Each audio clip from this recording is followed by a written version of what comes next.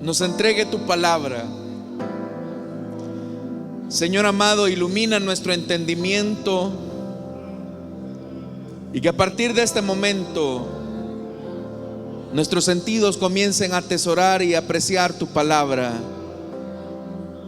Muévete, Señor, con libertad. Quita todo obstáculo que pueda impedir que tu palabra corra como río.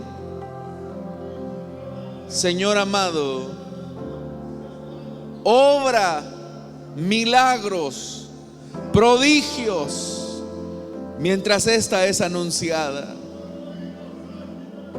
En Cristo Jesús, Señor nuestro.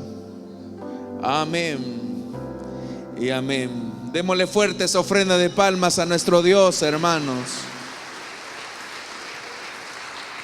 Gloria a Dios. Les invito a ponerse en pie, hermanos. Vamos a abrir la Biblia en el libro de Apocalipsis. Vamos a leer los últimos versículos del capítulo número 12, es decir, a partir del versículo 13 en adelante. Libro de Apocalipsis, capítulo número 12, versículo 13 en adelante. La palabra de Dios nos dice: cuando el dragón se vio arrojado a la tierra, persiguió a la mujer que había dado a luz al varón.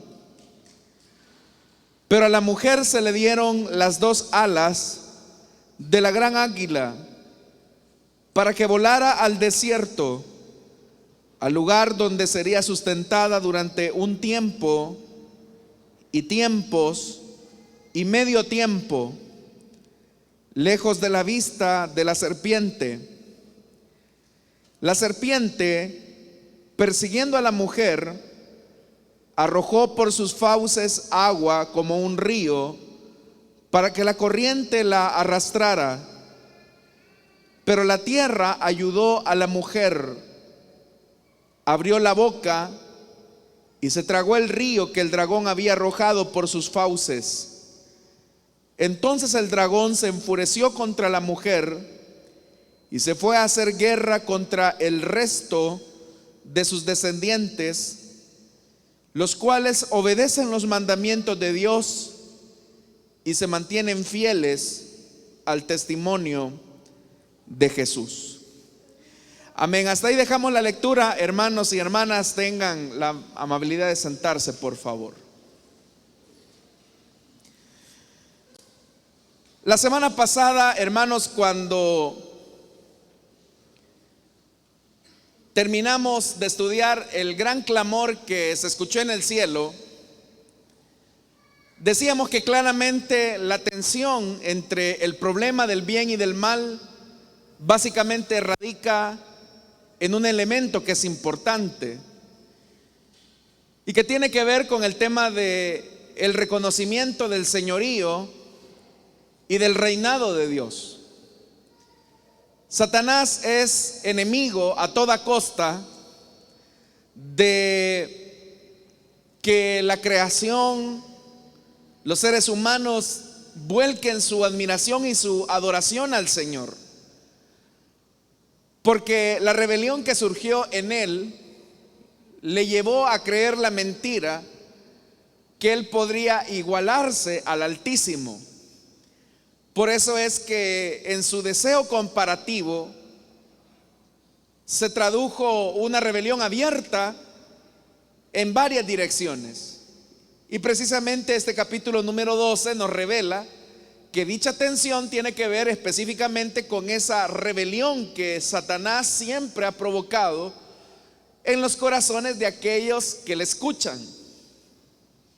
Lo hizo con la tercera parte de los seres angelicales que fueron llevados a esa rebelión y que, como dice la carta de Judas, ellos fueron colocados en prisiones de oscuridad debido a que no supieron guardar su posición. ¿Y cuál era la posición que ellos debían de guardar? Número uno, que eran criaturas, es decir, creación de Dios. Número dos, que aunque estaban revestidos de belleza, de sabiduría, de gloria y de poder, esas características jamás los iban a colocar a ellos ni en superior condición al Hijo de Dios y mucho menos en una condición de igualdad, jamás. Sin embargo, usted sabe que la rebelión que tuvo en el corazón del dragón, y ahora que hemos leído estos versículos que se describen como la serpiente antigua, ahora lo que está haciendo Satanás es volcar su furor, su ira en contra de los descendientes de la mujer. Antes de pasar a estudiar estos versículos, es interesante notar que el gran clamor que se escuchó en el cielo expresa básicamente la verdad de que la salvación del Señor se expresa en el poder y en la autoridad de su Cristo. Esta categoría, hermanos, que se encuentra en el versículo 10 cuando dice: han llegado ya la salvación y el poder y el reino de nuestro Dios, y ha llegado ya la autoridad de su Cristo. Esto, hermanos, que hemos leído corresponde al reconocimiento que se hacía al emperador en el siglo I, porque se creía que los emperadores eran los que dispensaban salvación, poder, y obviamente que hacían todo eso porque tenían el control, el señorío, el poder, el reino. Y esos eran signos de admiración, signos de alabanza que se expresaban hacia el emperador. Pero lo que resulta interesante es que el gran clamor que se oye en el cielo le está adjudicando este reconocimiento a Cristo. La razón de esto es porque de manera directa se está estableciendo que la salvación como tal solamente se puede vivir cuando se vive bajo el señorío de Cristo. Una auténtica salvación entonces es el reconocimiento de la autoridad de Cristo sobre la vida de una persona o de la creación. Cuando una persona se revela al señorío de Cristo, lo que tiene no es salvación, sino que lo que tiene es condenación, lo que tiene es sufrimiento, lo que tiene es dolor, que fue lo que le ocurrió, por ejemplo, a la tercera parte de los seres angelicales que se vieron arrastrados a la condenación eterna por permitir que la rebelión se gestara en su corazón. Pero también lo mismo ocurrió con nuestros padres, Adán y Eva, que por escuchar la mentira de la serpiente que provocó la rebelión en contra de nuestro Dios, trajo consigo la muerte.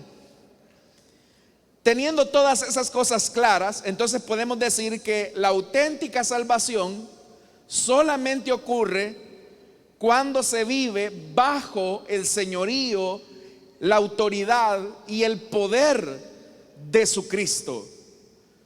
Eso, hermanos y hermanas, es bastante importante, porque la propuesta que el dragón continuamente le hace a la humanidad tiene que ver con el hecho de que la libertad, la auténtica experiencia de gozo se encuentra fuera de los límites de la autoridad de Cristo. Es ahí, hermanos, donde entonces no tenemos que equivocarnos. La verdadera libertad, el verdadero gozo, la verdadera felicidad solamente se encuentra cuando vivimos bajo los parámetros del señorío de Cristo. Pero eso es lo que enfurece al dragón. ¿Qué es lo que provoca que el dragón ahora esté muy enojado? Al punto que el versículo 12 dice: alégrense cielos y ustedes que lo habitan, el diablo lleno de furor ha descendido a ustedes, porque sabe que le queda poco tiempo. ¿Poco tiempo para qué? Poco tiempo para excitar el corazón de las personas, para revelarse al señorío de Cristo. Entonces la meta del diablo siempre ha sido que el ser humano se rebele en contra de Dios, que el ser humano no reconozca el señorío de Cristo. Satanás no tiene problema con una persona que vive al margen de la ley de Dios. Satanás no tiene ningún problema con aquellos que incluso se oponen al señorío de Cristo. Él se siente muy encantado de eso, porque recuerde lo que significa Satanás. Lo que significa es el adversario, el que adversa los planes y los propósitos de Dios. Entonces cualquier forma de manifestación humana que adverse a Dios, Satanás se siente muy complacido con él o con ellos. Pero aquellos que se mantienen bajo el señorío de Cristo son los que van a tener que enfrentarse al furor del dragón. Por eso es que dice el versículo 13, que fue cuando comenzamos la lectura, dice: cuando el dragón se vio arrojado a la tierra, persiguió a la mujer que había dado a luz al varón. El primer plan frustrado del diablo fue ese, que él quería matar al hijo de la mujer, pero resulta ser que no lo alcanza, no lo logra, sino que lo que hace, hermanos y hermanas, es ahora desatar su ira hacia la mujer. Eso es lo primero que tenemos que darnos cuenta. Pero ahora que el plan se le ha visto frustrado, dice la Biblia que ahora su enojo y su furor va hacia la mujer, quien fue la que le dio a luz al varón. Esta mujer, ya dijimos que representa al pueblo de Dios en todos los tiempos. Pero ¿qué fue lo que hizo el dragón en contra de la mujer? Perseguirla. Porque la mujer no fue quitada de la tierra. Y ahí, hermanos y hermanas, ocurre un tema de tensión que resulta bastante interesante, resulta bastante importante, porque el versículo número 1 del capítulo 12 lo que dice es que se vio una gran señal en el cielo. Y se nos describió a la mujer vestida de, valga la redundancia, vestidos resplandecientes, con un vestido luminoso y una corona de estrellas sobre su cabeza y la luna bajo sus pies. Esa mujer que ahora ha dado a luz a este hijo varón y que ahora ha ascendido a los cielos, ahora va a ser objeto del furor y de la ira del dragón. Y por eso es que lo que comienza a hacer es perseguir a la mujer. ¿Qué es lo que hace entonces el diablo o el dragón, como acá se expresa en el libro de Apocalipsis, con aquellos que son fieles al señorío de Cristo? Los persigue. Satanás se va a oponer a cualquier manera y forma de manifestación al señorío de Cristo. Por ejemplo, si una familia decide vivir bajo el señorío de Cristo, lo que implica que Cristo va a ser el Señor de esa familia. ¿Y cuál es el orden, según Dios, en el que se debe de vivir el señorío de Cristo en la familia? Bueno, la Biblia lo dice. Cristo es la cabeza de todo varón y el varón es la cabeza de la mujer. Ese es el orden. Cristo, cabeza del varón, el varón, la cabeza de la mujer. Ese es el orden. Pero ¿qué es lo que hace el diablo? Lo que el diablo siempre provoca es alterar ese orden. Cuando un hombre decide vivir bajo los principios de la palabra de Dios, automáticamente le está dando cobertura a su esposa y a sus hijos. Pero ¿qué va a provocar siempre el enemigo? Tratar la manera que los hombres perviertan ese orden establecido, que no se sujeten a Cristo, sino que se sujeten a su machismo, al mundo contemporáneo que los rodea, a su forma de ver la vida. Pero al hacer eso, literalmente lo que hacen es exponer a sus esposas, a sus hijos, a la destrucción.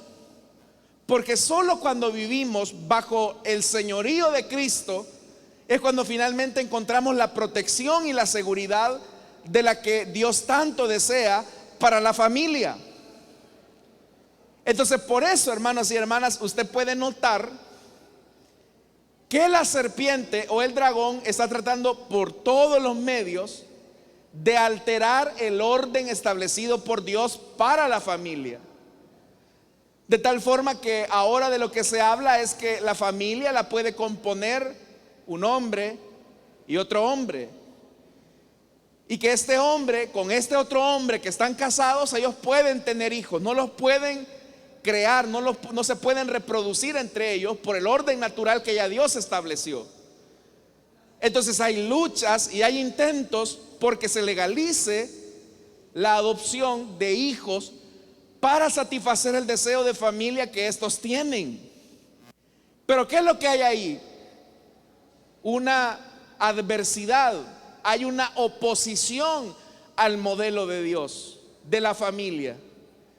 Pero oposición, hermanos, de Satanás a todo lo que represente a Dios lo hay en diferentes cosas. Por ejemplo, Dios dice en su palabra: es pues la voluntad de Dios que os apartéis de fornicación. Es un llamado que Dios le hace a los solteros a que se mantengan en santidad, en castidad para Dios. Pero ¿qué es lo que hace Satanás? Como ese es el principio de Dios, entonces viene Satanás y lo que hace es adversar el plan de Dios, el señorío de Cristo para la sexualidad de los hombres. Y lo que comienza a decir es: bueno, tú puedes manifestarle tu amor a un hombre o a una mujer, y tú puedes manifestar ese deseo teniendo relaciones sexuales con esa persona a la que amas, incluso hasta el término: haz el amor con tu novio o con tu novia. Pero ¿qué es lo que está provocando ahí el diablo detrás de esas frases que usted las encuentra en la televisión, en la radio, en los medios de comunicación? Adversar la pureza sexual que Dios ha establecido para los hombres y las mujeres en el vínculo del matrimonio. Es decir, cualquier manifestación de la autoridad de Cristo en cualquier área, el diablo siempre tratará por todos los medios de adversarla. ¿Cómo se trata a las personas que sostienen, por ejemplo, el modelo tradicional de familia, que fue el ejemplo anterior que les mencioné? Se les ve como retrógradas, arcaicos, gente que está ligada al oscurantismo, religiosos. Y por eso es que se comienza a perseguir a quienes se presentan y defienden la verdad de Dios, se les censura. Por ejemplo, hermanos, hoy con esto de las redes sociales se censura mucho la predicación cristiana. Si usted toca estos temas, usted corre el riesgo de que los saquen de las transmisiones, porque usted está atentando, dicen ellos, contra el pensamiento de lo que es una minoría. Pero igualmente el que defiende la castidad y la virginidad, ¿cómo se le trata a una persona a la que se le está enseñando a que tiene que vivir en pureza y en santidad a Dios? Como alguien enajenado. La virginidad ya no se ve como una virtud, sino como un defecto, porque el mundo y su sistema de valores le hace creer a los jóvenes que es una enfermedad de la que deben de quitarse. Pero ¿quién es el que está adversando los valores y los principios de Dios? Es Satanás, es el dragón. Y él va a hacer todo lo posible por perseguir a quienes han decidido vivir bajo el señorío de Cristo. Por eso es que dice que cuando el dragón se vio arrojado a la tierra, acá donde está la mujer y donde está el dragón, dice que el dragón comenzó a perseguir a la mujer. Verso 14: pero a la mujer se le dieron las dos alas de la gran águila para que volara al desierto, al lugar donde sería sustentada durante un tiempo y tiempos y medio tiempo, lejos de la vista de la serpiente. ¿A qué se refiere el texto cuando dice la Biblia que a la mujer se le dieron las dos alas de la gran águila? La referencia a las dos alas de águila es una referencia directa al libro de Éxodo, donde dice la Biblia que el Señor liberó a su pueblo llevándolo y liberándolo de la esclavitud, como esa águila que extiende sus dos alas y vuela libremente. Entonces, de lo que está hablando el tema de las dos alas de la gran águila, está hablando de la liberación de Dios por su pueblo que es perseguido. Cada vez que el mundo y el dragón acechan al pueblo de Dios, el Señor siempre ha prometido liberarlo, salvarlo. Entonces podemos estar, hermanos y hermanas, viviendo una gran oposición. El diablo puede estar adversando en nuestra contra. Él incluso puede hacer todo lo posible por intentar destruirnos.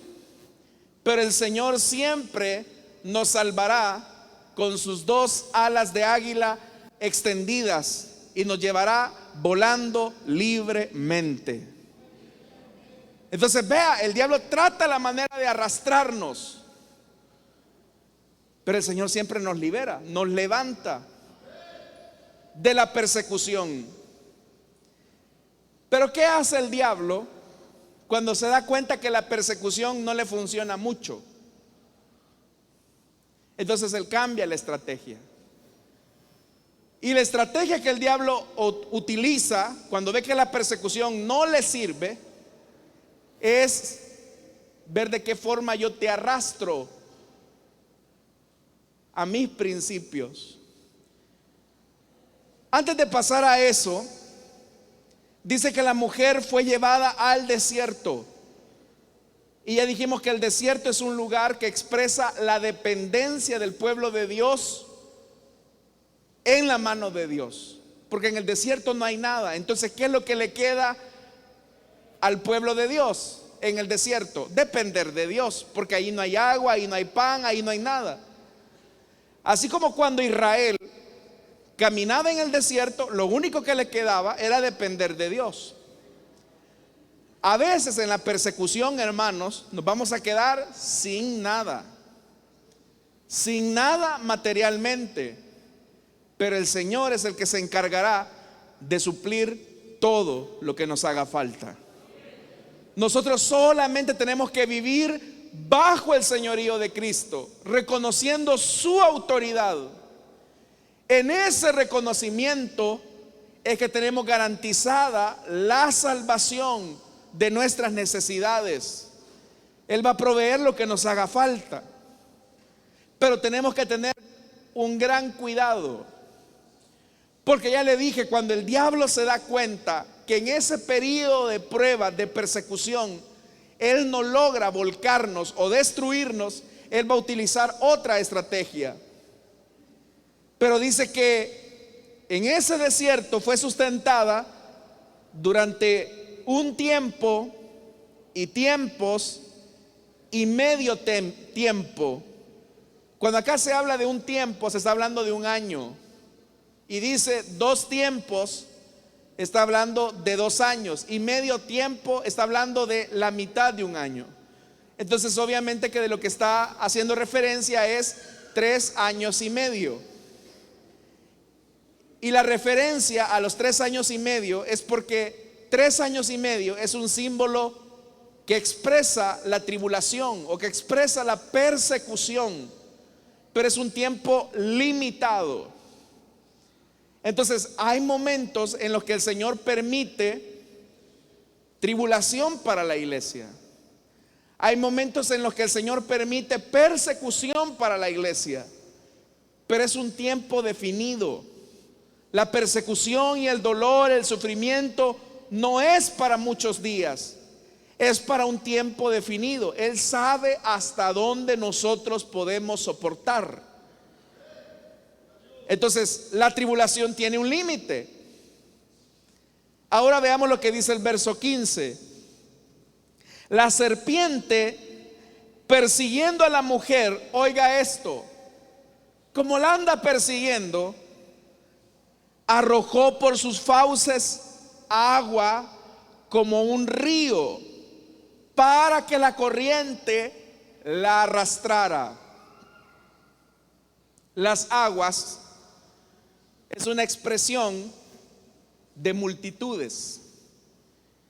Y eso, hermanos, de lo que nos habla, las aguas son un símbolo del caos provocada por las multitudes. Entonces, estas aguas que son arrojadas por la serpiente son las aguas del mundo.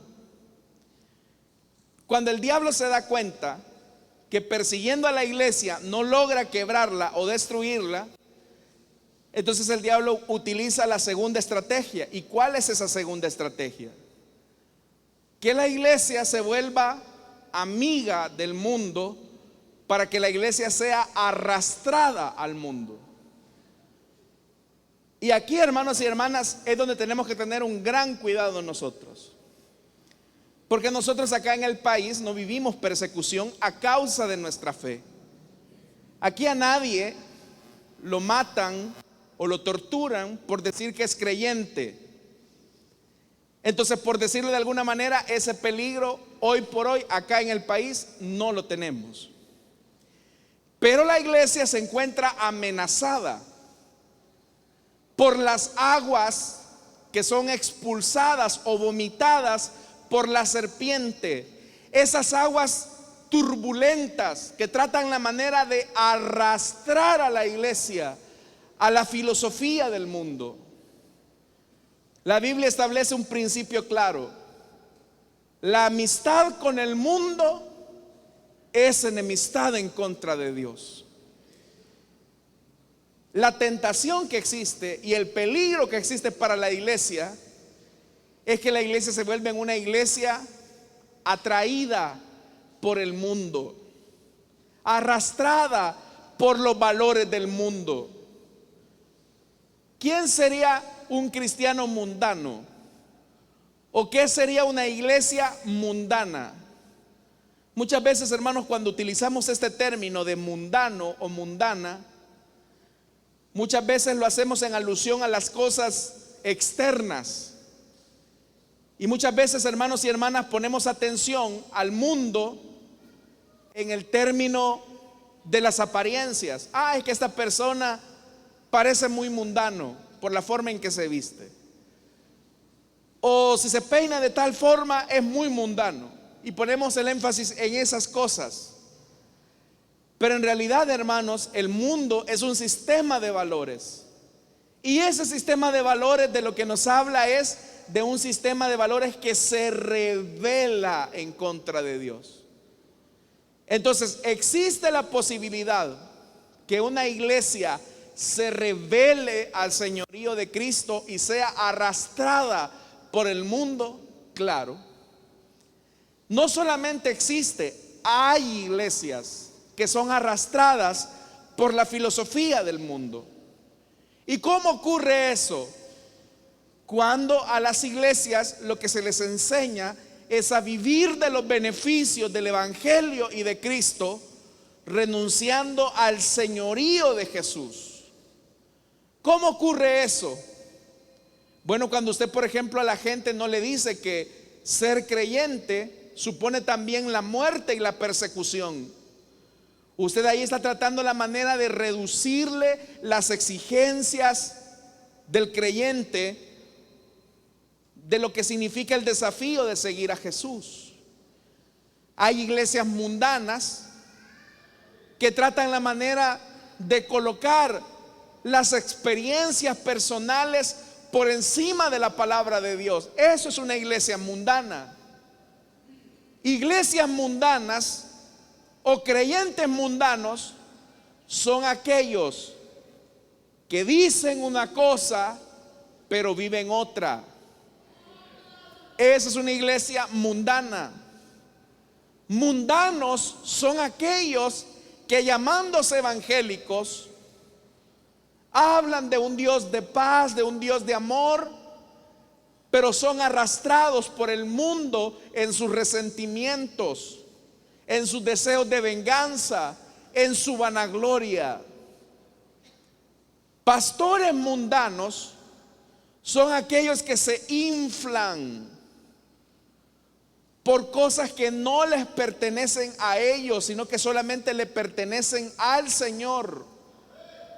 Cuando hay pastores que procuran su propia admiración, cuando hay ministros que tratan la manera de cultivar su propia imagen y tratan la manera de sentirse admirados de una manera enfermiza por sus miembros de la congregación, ese es un pastor mundano.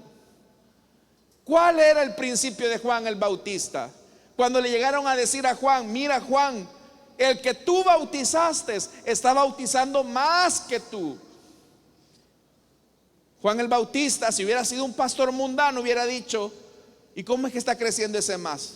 Si a ese yo lo formé, si a ese yo lo capacité, ¿y cómo es que ahora está creciendo más que yo? Juan el Bautista, si se hubiese expresado de esa manera, hubiese testificado de su mundanalidad.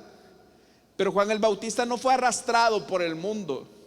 Juan el Bautista dijo: es necesario que él crezca y que yo mengüe. Entonces acá, hermanos, entre más desapercibidos seamos los ministros, los servidores, quien sea, es mejor. Como una vez yo le escuché a un predicador una vez: bueno sería que aquí hubiera una gran cortina que cubriera el púlpito y que solamente se escuchara la voz, porque aquí no importa, hermanos y hermanas, quién está, lo que importa es el Señor. Él es la fuente inagotable de vida y de salvación.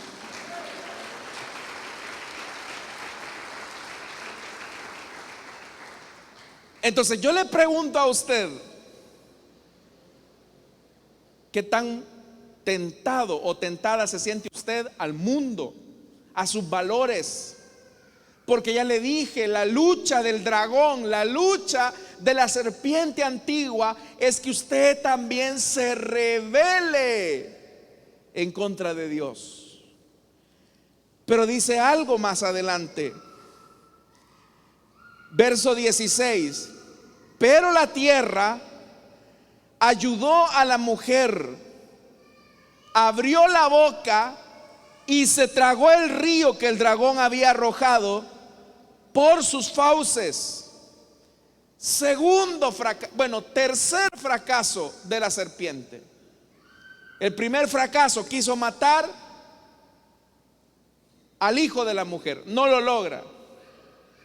Segundo fracaso que tiene el dragón: persigue a la iglesia y no la intimida, porque dice la Biblia que el Señor la eleva a la mujer con las dos alas de la gran águila, es decir, la salva de la persecución. Fracaso del diablo otra vez. Y el tercer gran fracaso es que a la auténtica iglesia del Señor, el río que quiere arrastrarla no la arrastra, porque dice que la tierra le ayudó, porque claramente dice que la tierra ayudó a la mujer, abrió la boca y se tragó el río. Es decir, que el agua del mundo no influyó, no arrastró a la mujer. ¿A quiénes arrastra el mundo con sus deseos? A los que no son iglesia del Señor. La iglesia del Señor, los auténticos, los verdaderos, esos no pueden ser arrastrados por el mundo y sus deseos. Dicen amén, hermanos. Entonces vea otro fracaso más del dragón. El diablo le anda coqueteando a la iglesia. El diablo le coquetea, quiere influir en ella. Pero el que es llamado, el que es auténtico, ese no se va a dejar influir por la serpiente.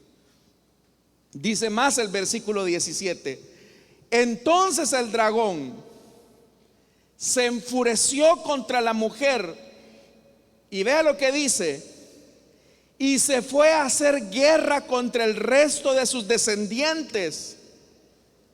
Otra vez regresa a la persecución. ¿Y quiénes son los descendientes de la mujer? Ahí lo dice el versículo 17: los cuales obedecen los mandamientos de Dios y se mantienen fieles al testimonio de Jesús.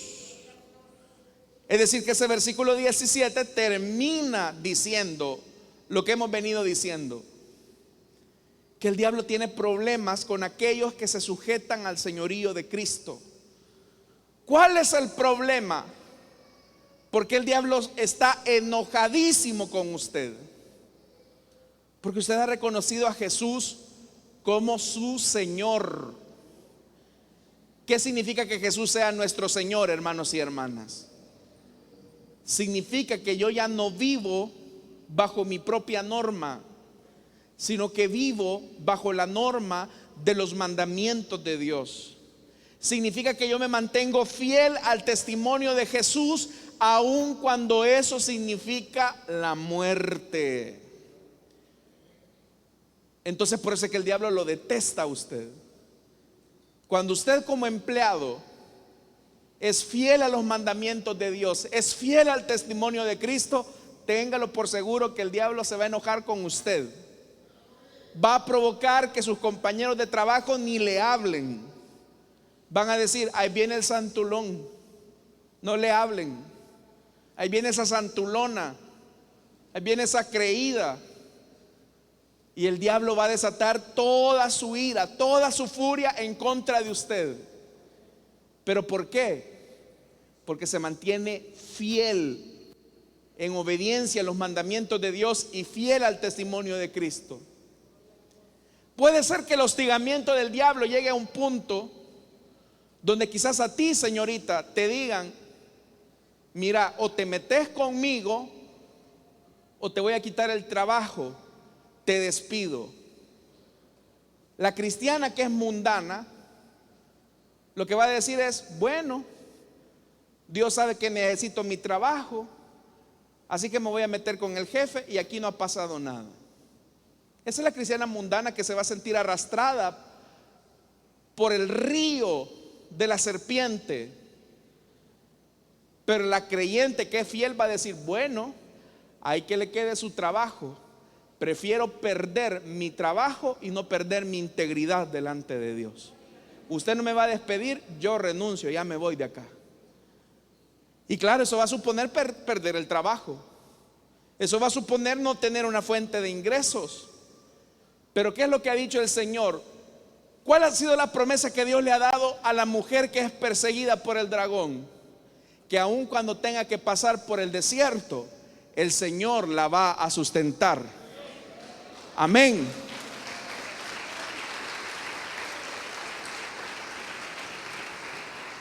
La tentación, hermanos, de ser arrastrados por el río de la serpiente es continua para usted y para mí.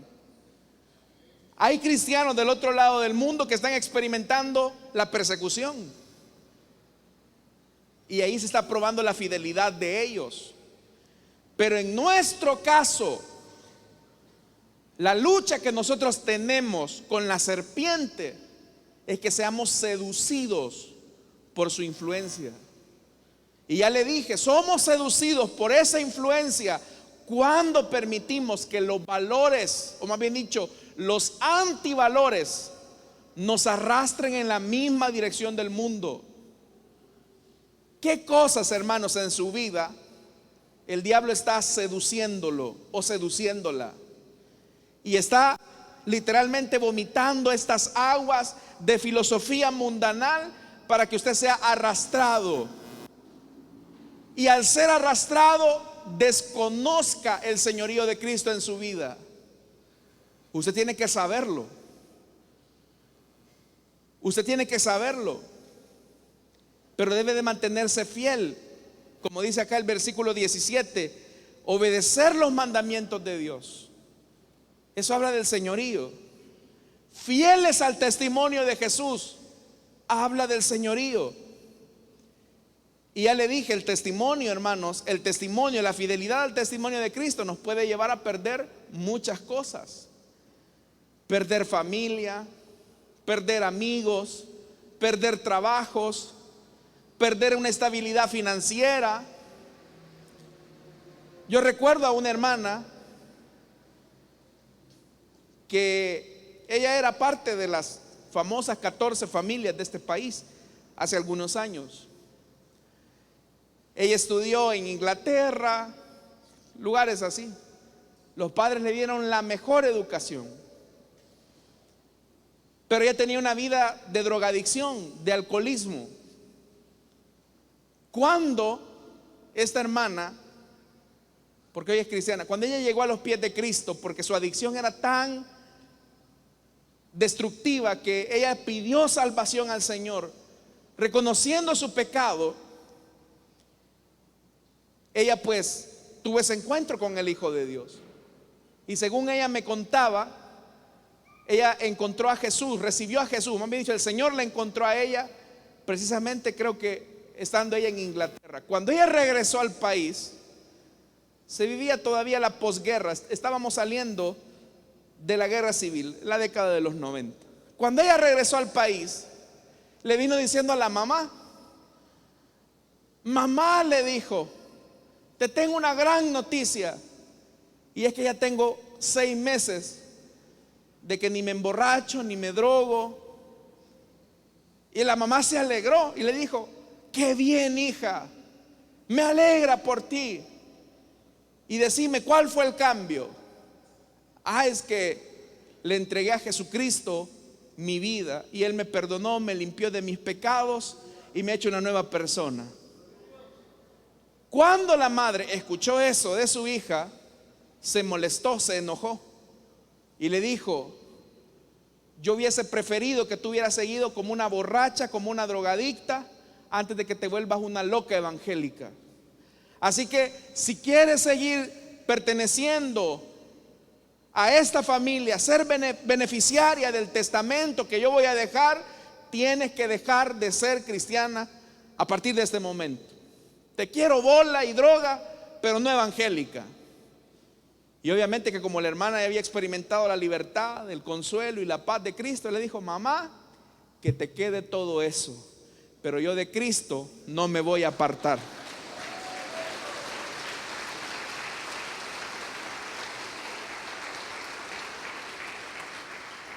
Hace algunos años yo la vi a ella y hasta hoy entiendo que está desheredada, no tiene herencia y anda en una condición, una condición muy pobre. Usted ni la creería que ella lleva un apellido muy rimbombante. Pero sí me dice, mire hermano, yo soy la oveja negra, me dijo. Pero ¿sabe algo? Tengo una gran riqueza, me dijo, en el Señor. Y desde que conocí a Cristo, yo no me arrepiento de esa decisión. Pero ¿qué le llevó a ella a reconocer el señorío de Cristo? Que le quitaran la herencia, que la mamá la aborreciera. Yo le pregunto a usted, ¿y usted qué ha perdido por causa de Cristo? ¿Qué amigos ha perdido? Que ni son amigos, hermanos, son borrachos, drogos, marihuanos. Y a veces ahí están algunos añorando, como Israel, ¿verdad? Ay, los puerros, las cebollas, lo que tenía antes. No, hombre, hermanos, eso no vale la pena. Ahora nosotros tenemos la verdadera vida bajo el señorío de Cristo. Esta es la verdadera felicidad. Amén, hermanos. Claro. Entonces manténgase fiel a su testimonio. Manténgase en fidelidad a los mandamientos de Dios, viviendo bajo el señorío de Cristo. Y no importa lo que el diablo haga en su contra. El que está firme en la roca, ese no va a caer nunca, jamás. Esa es la verdad. Vamos a cerrar nuestros ojos, hermanos, y vamos a orar.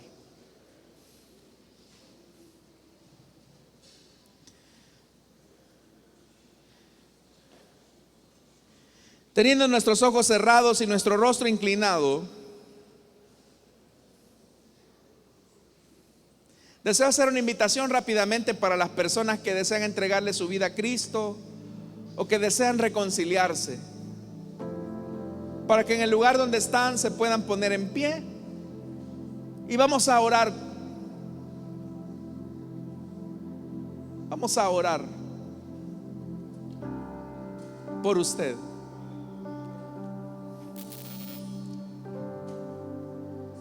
¿Habrá alguien que quiera entregarle su vida a Cristo, que quiera reconciliarse? Póngase en pie.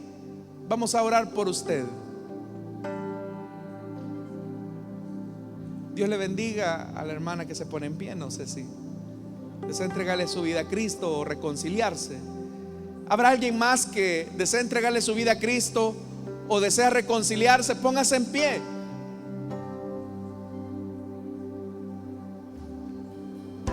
¿Hay alguien que desea entregarle su vida a Cristo o desea reconciliarse? Póngase en pie.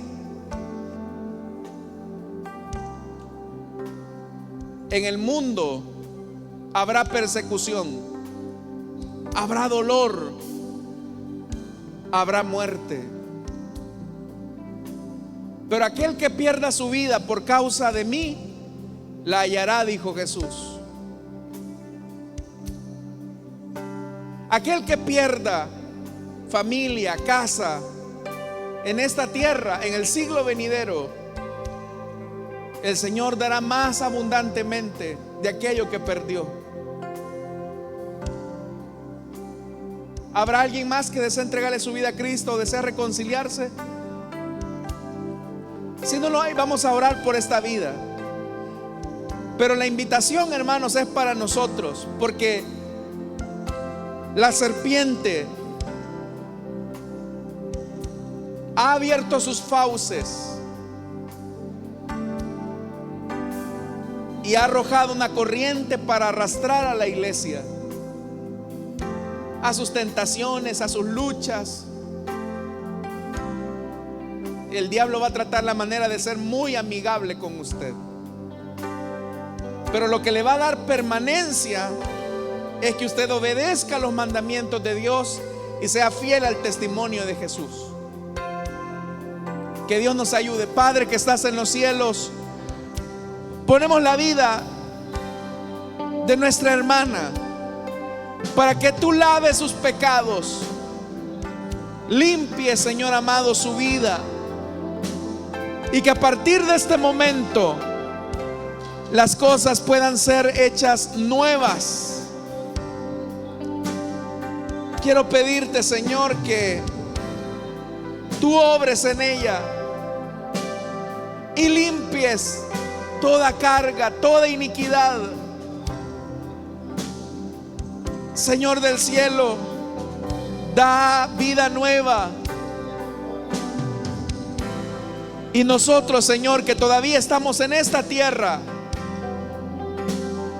queremos orar por aquellos que están siendo perseguidos, para que tú los sustentes en su desierto. Nosotros, Señor, que estamos en este desierto de la seducción, de la tentación, de los caminos fáciles, ayúdanos a mantenernos en fidelidad a los mandamientos de nuestro Dios y en fidelidad al testimonio de Jesucristo. Te lo pedimos, Señor, y te lo suplicamos. Amén y amén. Le damos la bienvenida a nuestra hermana, hermanos.